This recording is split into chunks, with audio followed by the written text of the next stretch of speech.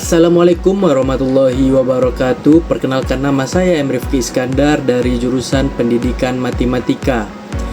Adapun saya sedang berada di semester 2. Tujuan saya membuat video ini adalah untuk mata kuliah Ilmu Pendidikan Islam yang diampu oleh Ibu dosen Dr. Nurhasanah Bakhtiar MAG. Adapun judul dari konten yang akan saya buat ini yaitu saya akan menceritakan tentang sebuah kisah, yaitu kisah tokoh Islam pada zaman dahulu yang sangat terkenal, yaitu Al-Khawarizmi. Baik, tanpa berlama-lama saya akan menjelaskan videonya. Al-Khawarizmi memiliki nama asli yaitu Muhammad ibni Musa Al-Khawarizmi. Di barat dia dikenal dengan nama Al-Khawarizmi, Al-Khawarizmi, Algorismi, Algoritmi, dan ejaan-ejaan lainnya. Kenapa setiap namanya berbeda-beda? Karena di setiap daerah itu memiliki pelafalan yang berbeda. Itulah yang disebabkan kenapa panggilan dari Al-Khawarizmi ini berbeda-beda di setiap daerahnya. Dan juga orang barat menjuluki dia sebagai Bapak Aljabar atau Father of Algebra. Al-Khawarizmi lahir pada tahun 783 Masehi di Khawarizm, Persia yang sekarang menjadi kota Khiva, Uzbekistan. Namun tempat kelahiran aslinya masih menimbulkan perbedaan pendapat di kalangan sejarawan maupun matematikawan. Ada pendapat lainnya menyebutkan kelahirannya itu di Kutrubul, tak jauh dari Baghdad. Kisah Al-Khawarizmi sendiri mencapai kegemilangan pada tahun 780 hingga 850 Masehi. Ada pula yang menyatakan ia hidup sekitar awal abad pertengahan, yaitu sekitar 9 Masehi. Sementara itu Al-Khawarizmi wafat antara tahun 220 dan 120 Masehi. Masa kecil Al-Khawarizmi itu diceritakan saat dia masih kecil, ia pindah ke selatan kota Baghdad. Disinilah ia mulai semangat untuk menuntut ilmu.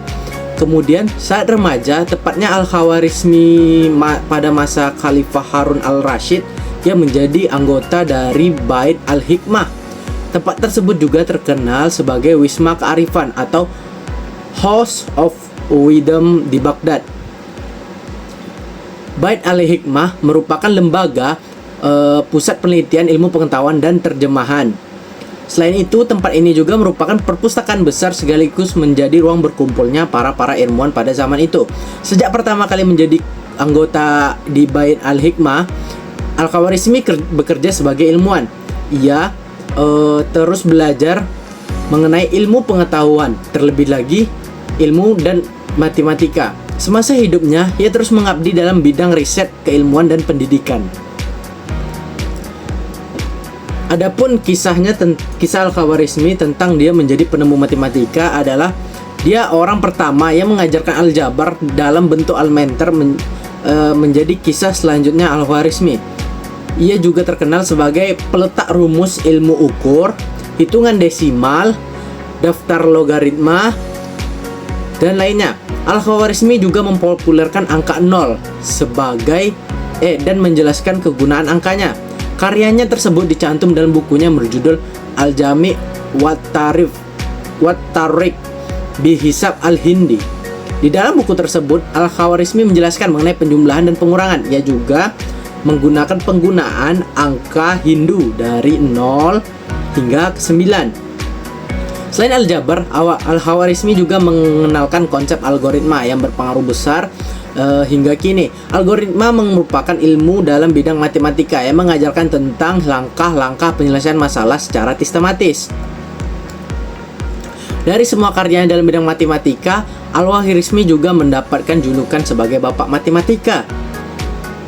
Selain menemukan rumus, Al-Khawarizmi juga menerjemahkan buku. Ia juga mempelajari bahasa Sanskerta dan Yunani. Setelah mahir menguasai bahasa tersebut, ia pun mulai menerjemahkan beberapa buku, misalnya buku India. Ada salah satu buku India yang berjudul Siddhanta yang diterjemahkan ke dalam bahasa Arab. Itu adalah karyanya. Kemudian ia juga menerjemahkan buku ilmu geografi yang merupakan karya seorang ilmuwan Yunani. Karena kemampuan tersebut, maka pengetahuan dan pemikiran Al-Khawarizmi pun menjadi semakin cemerlang. Ia juga melahirkan banyak karya berkat keterbukaannya dalam mengadopsi ilmu. Adapun salah satu karya terbesar dari Al-Khawarizmi yang berjudul Al-Kitab Al-Mukhtasar fi Hisab Al-Jabr wal Muqabalah. Kitab tersebut merupakan aljabar yang masih kita pelajari hingga saat ini. Karya tersebut juga tidak terlepas dari pemikiran ilmuwan Yunani bernama Diopantus. Dari karya tersebut, Al-Khawarizmi menemukan banyak kesalahan dan permasalahan. Disinilah Al-Khawarizmi kemudian mulai menyempurnakan dan memperbaiki aljabar. Ia mengembangkan tabel rincian trigonometri berisi fungsi sinus, kosinus, tangen, kotangen, dan konsep diferensial.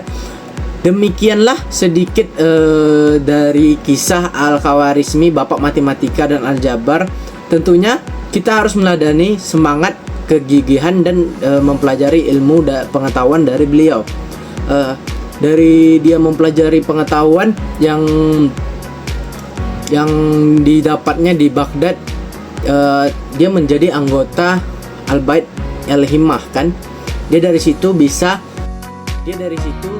belajar pengetahuan terbaru, berbagi pengalaman dengan teman-teman di Al-Bait Al-Hikmah.